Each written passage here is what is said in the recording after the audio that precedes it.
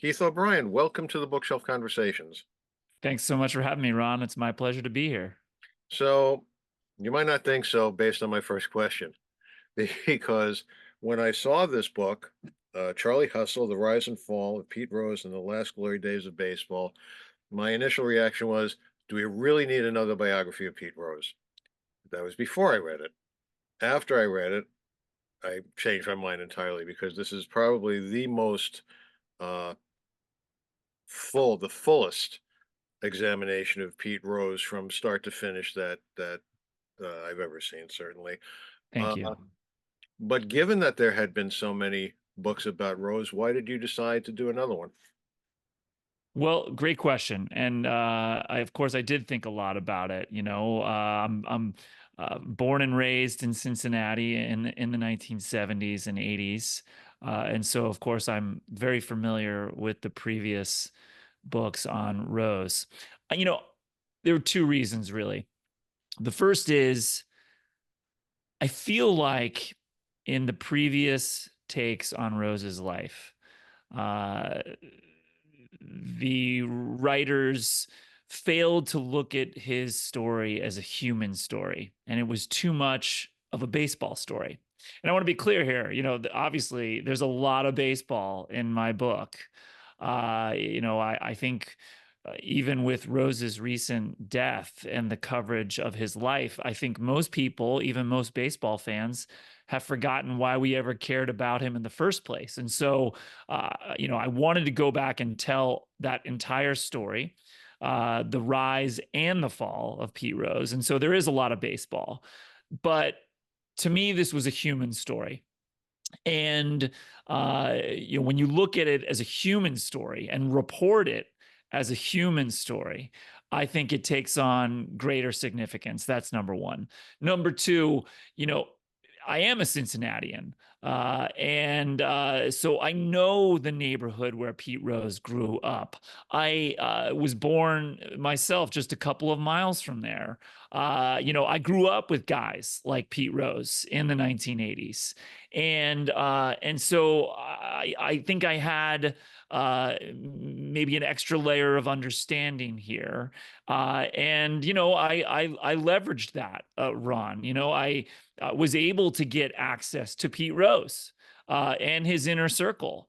Rose had never spoken to any author for a book unless he had editorial control, and indeed, unless he was being paid. And to be clear, he did not have editorial control here. He was not being paid, but he did speak with me for 27 hours of recorded interviews. And I think I got that access, frankly, because I was a local guy. I was a West Side guy.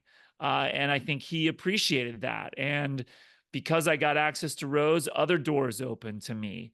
I interviewed three different men who placed his bets on baseball. So this, I think, was just going to be a much more in-depth look at his life and his addiction. And then lastly, in the last 6 years, as we all know, with the sweeping legalization of gambling across America, it's just a different world. We're living in a different world now than any previous book that's been written on Pete Rose. And I figured, what better time to look at the life of one of our most notorious gamblers, and that's what Pete Rose was, than now. Another issue I had with the book, and I have with all books like this, is the use of superlatives. And you write that these were the last glory days of baseball. So the first part of my question is, how do you define glory? Well, for me, it's about the cultural significance of the sport. You know, uh, I'm a baseball fan. I'm invested in the postseason right now. I'm staying up late watching those games. The fact of the matter is, fewer and fewer people are doing that. When you were a baseball star or a baseball icon in the 1970s, as Pete Rose was, your cultural significance and the place that you assumed in the consciousness of America was just far greater than it is today. And again, I say that as a baseball fan. And so for me, it's about cultural relevance, and the place that the sport has in our cultural consciousness. So that's a broad overview. You don't think that, excuse me, some fans today would see what's going on right now as their glory days of baseball? Absolutely. Somebody pointed out, and I would actually agree with this, that the glory days of baseball for anyone are whatever it was when you were 12 years old. Mhm. And I don't know who said that to me. I forget now, but I actually fully agree with that. For me, I was 12 years old in 1985. Uh, I think you can make an objective, data based argument that these were the last glory days of baseball. But, I want to be clear here. That's all just subtext. I think the bigger issue is when Pete Rose was in baseball, 3 decades in professional baseball, uh, the sport fundamentally changed. When Rose was a rookie minor leaguer in Geneva, New York in June 1960. The sport was unpolished. It was raw. I say that as a compliment. A lot of the guys, most players had off-season jobs in order to make ends meet. By 1989, when Pete Rose is banned from baseball, no player, even those making the league minimum, have off-season jobs. The sport has fundamentally changed in the 30 years that Pete Rose has played it, and I think that is the subtext for his entire story. Now, this book came out within the past year. There was also that documentary about Pete Rose. Were you involved in that, by the way? I was not. In fact, I think there are big differences between that documentary and my book. Uh, Primarily starting with this. I mean, Pete Rose's lawyer is an executive producer of that HBO documentary, and you can read into that what you will. But I think that is significant. That is notable. I think also notable for me is this. Um, you know, Pete Rose's first interview based on the documentary for that project was in January 2022. Uh, Pete Rose stopped talking to me in November 2021, and I do wonder about the timing there. I conducted those 27 hours of recorded interviews with Pete Rose, and then he did stop calling me back. He just totally shut down, Hmm. and I don't know what happened, but I was pushing him. I was pushing him to answer difficult questions, and again, he wasn't being paid for my project. But that said, I watched the documentary. I think uh, a great companion piece, if you will, to my book. At least it puts in visuals some of the plays and moments that do unfold on the field, and certainly it's worth watching. It there's another recent, well, not recent. This one came out in 2022 also, but I just discovered it about the Yankees and Dodgers. It's called Yankees, Dodgers, and Uncivil History, and it basically focuses on the 2 years they face each other in the World Series in the mid '70s. And it, as a New Yorker, not a Yankee fan, I'm a Met fan, but we certainly are privy to all the rumors and backstories between Reggie Jackson, Thurman Munson, etc. Totally oblivious to what goes on in other parts of the country, like the rivalries on the Dodgers. I never knew about the rivalries between Garvey and Yeager and Sutton and all those people, and every team has that. And as these books and documentaries come to the fore, we see that these guys are just human beings. They play. This is their profession, but they're liable to suffer from the same insecurities and problems that everybody else has. And I think that's one of the things that your book brings out. I agree with that. I mean, uh, we see these guys on TV, and we think of them as stars, but they are just humans. And I think that's one reason why Pete Rose was so compelling to me. He was this iconic player, and he was also an incredibly flawed man. And, you know, I think one thing I hit upon in my reporting that I think was crucial to the ultimate story that I wrote is that I realized that Pete Rose succeeds as a player and fails as a person for almost the very same reasons. He was this player who played with fury. He would not bend to anyone on the field. He would not be vulnerable in any situation. And I think also important is that Pete Rose was an eternal optimist. He always believed when he was at the plate that he was going to win that at bat. He was going to get a hit. He was going to prevail. And those same qualities, his unwillingness to be vulnerable, his unwillingness to bend to anyone, and his enduring belief in himself above all, are the same reasons why he's going to get himself in trouble off the field, and the same reasons why he will not admit the truth in 1989, will not admit the truth for 15 more years, and frankly, never fully reckoned honestly with the damage he caused himself, others, and Major League Baseball. Let's talk a bit practicality now. Of course, Rose passed away recently. How has this impacted the book? Well, not let me amend that. The book, and I've seen a couple of interviews that you've done about that. So it's a little morbid, it's a little unfortunate, but it does have an impact on book sales. I do review every Friday about the Amazon best-selling baseball titles. And I'm always curious as to when a player dies, if there's a book about him, boom, the sales of his books go up. So talk about that a little bit. Well, when Pete died, there was an immediate bump for the book. It was instantaneous, and it carried on for days. Uh, and there was renewed attention certainly to the book from media. I just speaking about it as a person, I was caught blindsided by his death like almost everyone else was, which is sort of a crazy thing to say about the death of an 83-year-old man who wasn't in the best of health. But it just sort of felt like Pete Rose would live forever, that he would outlive us all. Yeah. He was one of those characters who thought would just do that. And so, the way I heard about his death was I got a phone call from my editor at National Public Radio, at 7:10 on that Monday night, just as the news hit the wire.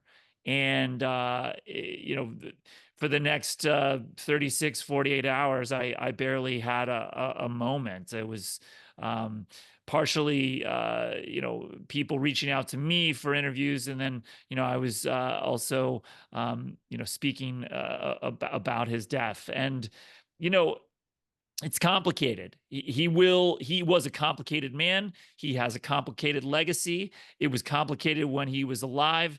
It's complicated now.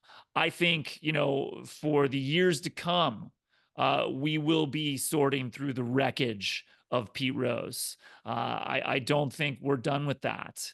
And I think our new gambling culture ensures that we're not done with that. Every time there will be a gambling scandal in sports, and we've had many this year, there'll be many more next year. Every time it happens, we will, as journalists, as historians, as fans, invoke the name of Pete Rose.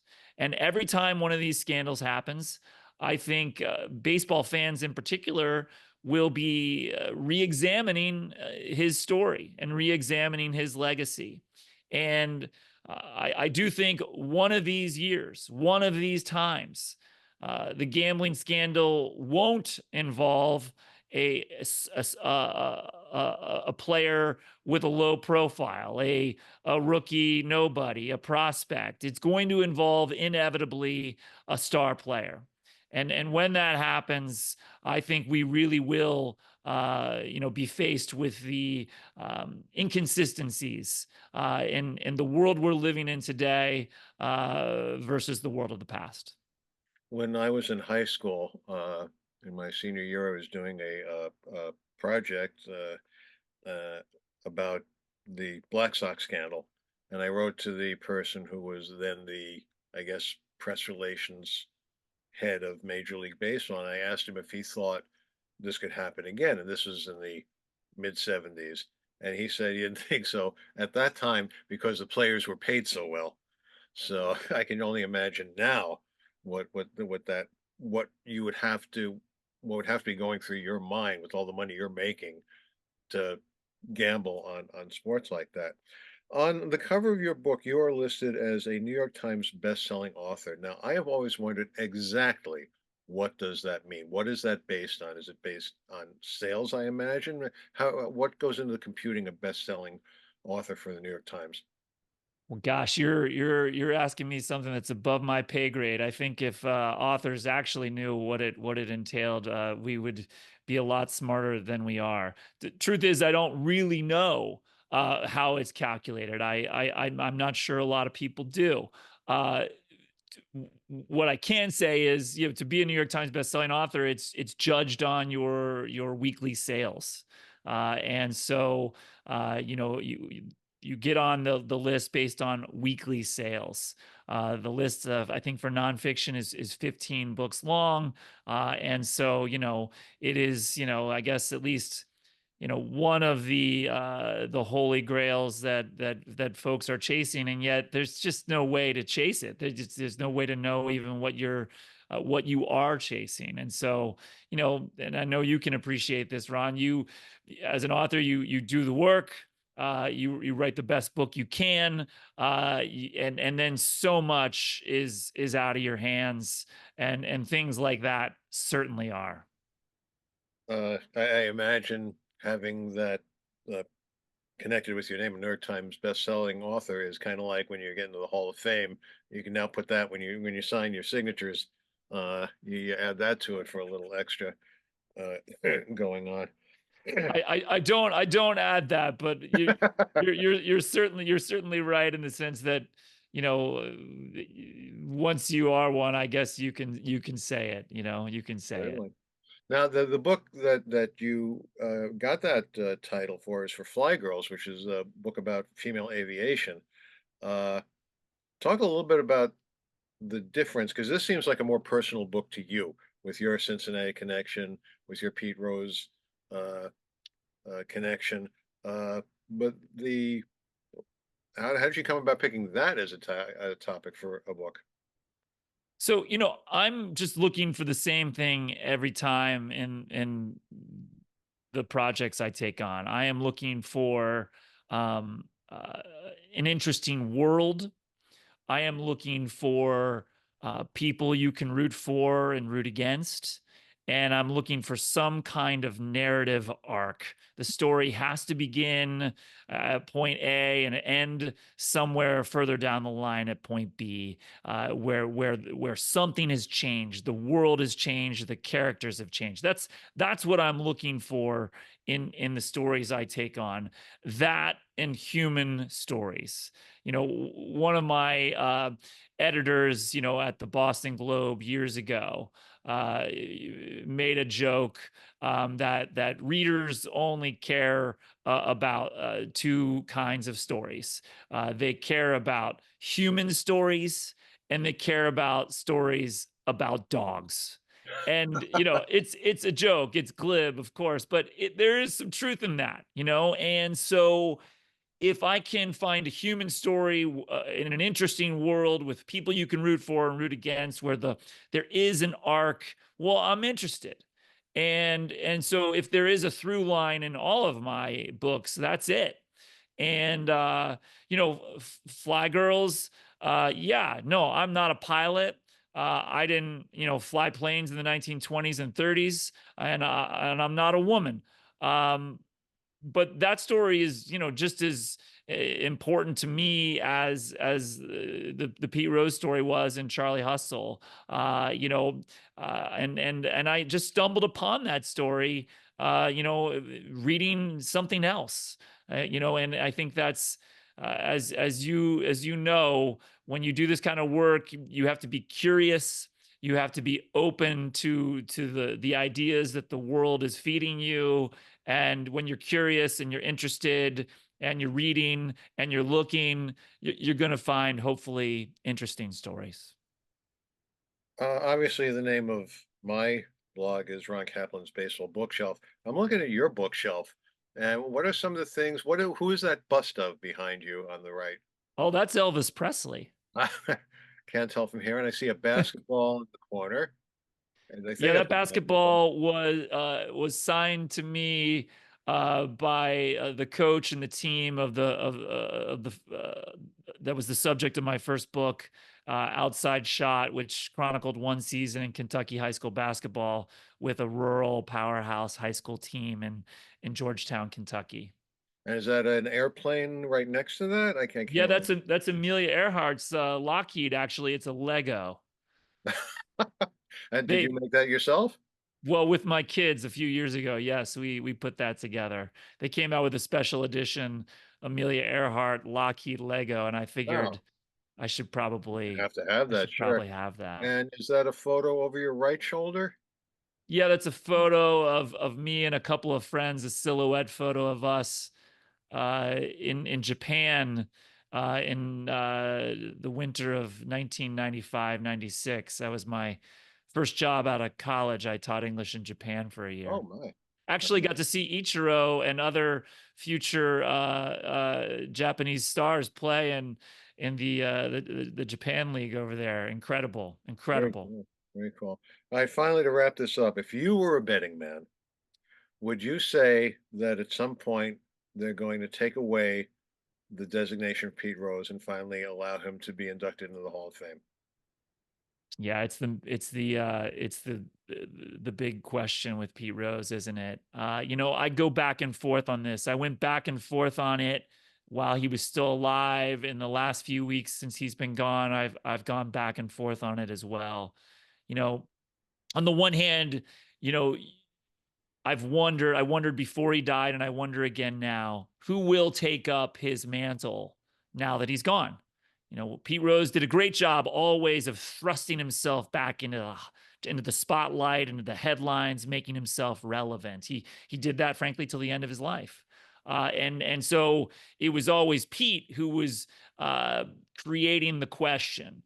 Now that he's gone, I don't know who's going to be pushing for that. I don't know who's going to be asking for that. But I mentioned before that we live in a time now where gambling scandals involving sports, involving athletes, has become the norm. This year there have been more headlines about gambling scandals and athletes than ever before. And if those headlines had been made a decade ago, even, it would have absolutely dominated the news cycle. It would have absolutely, overwhelmed the season in the way that Pete Rose's scandal devoured the 1989 season. I do think we're going to continue to have scandals. And I do think inevitably one of these scandals will involve a major star. And you're right. There's no financial gain for an athlete making 10, 15, 20 million dollars a year to bet on sports. But here's the reality of the situation. The more gambling exists, the more gambling addiction exists. And the fact of the matter is, Pete Rose was a gambling addict. He was addicted, whether he was willing to admit it or not. And sooner or later, there will be a player who we love, who is a future Hall of Famer, who's going to get himself in trouble because of that addiction. And when he does, I do think that addiction, our knowledge of what addiction means in the 2020s, will open the door to place Pete at least back on the ballot, reinstate him.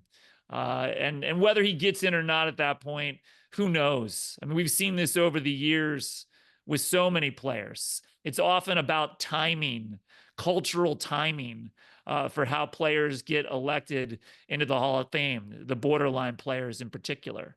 And so whether he gets it or not, I think will be dependent purely on that. And we've been talking with Keith O'Brien, author of Charlie Hustle, The Rise and Fall of Pete Rose and the Last Glory Days of Baseball. Keith, thanks so much for talking with us today. Thanks for having me, Ron.